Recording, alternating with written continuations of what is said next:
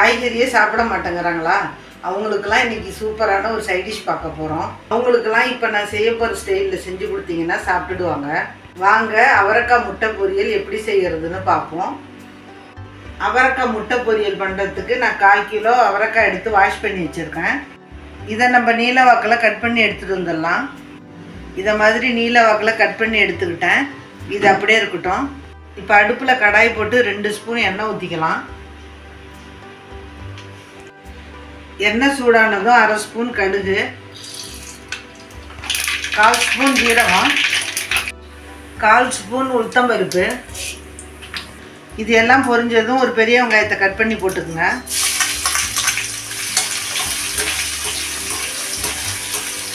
வெங்காயம் லேசாக வதங்கின பிறகு நம்ம கட் பண்ணி வச்சுருந்த அவரைக்காவை இதில் சேர்த்துக்கலாம்.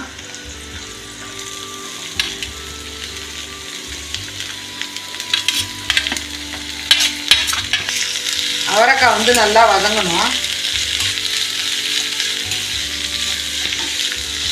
ஃபஸ்ட்டு இந்த எண்ணெயிலே நல்லா வதக்கி விட்டுக்குங்க.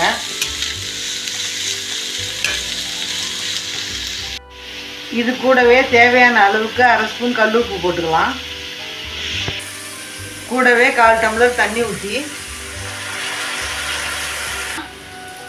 மிக்ஸ் பண்ணி விட்டு மூடி போட்டு 5 நிமிஷம் வேக வச்சு எடுத்துக்கலாம்.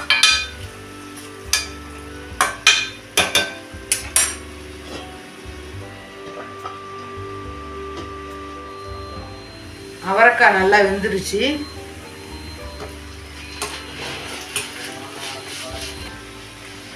இப்போ இதில் 1/4 ஸ்பூன் மஞ்சத்தூள், 1/4 ஸ்பூன் மிளகாய்த்தூள், 1/2 ஸ்பூன் பெப்பர் பவுடர் இதை கிளறி விட்டு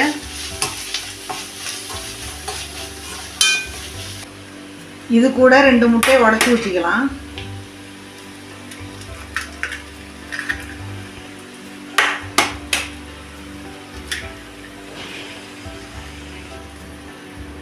இதை நல்லா ஒன்றோடு ஒன்று கிளறி விட்டுக்குங்க. இதே நீங்கள் வெஜ்ஜு சாப்பிட்றவங்களா இருந்தீங்கன்னா முட்டைக்கு பதில் பன்னீரை அவிச்சு சேர்த்துக்குங்க. அவ்வளோதான், சூப்பராக கம கமன்னு அவரைக்காய் முட்டை பொரியல் ரெடி ஆயிடுச்சு. ஸ்டவ் ஆஃப் பண்ணிடலாம். இதை மாதிரி காய் கூட முட்டையோ பன்னீரோ சேர்த்து கொடுக்கும்போது இந்த முட்டை டேஸ்ட்டுக்கும் பன்னீரோட டேஸ்ட்டுக்கும் இந்த காயையும் சேர்த்து சூப்பராக சாப்பிட்டுடுவாங்க. இந்த அவரைக்காய் முட்டை பொரியலை நீங்களும் உங்கள் வீட்டில் ட்ரை பண்ணி பாருங்கள்.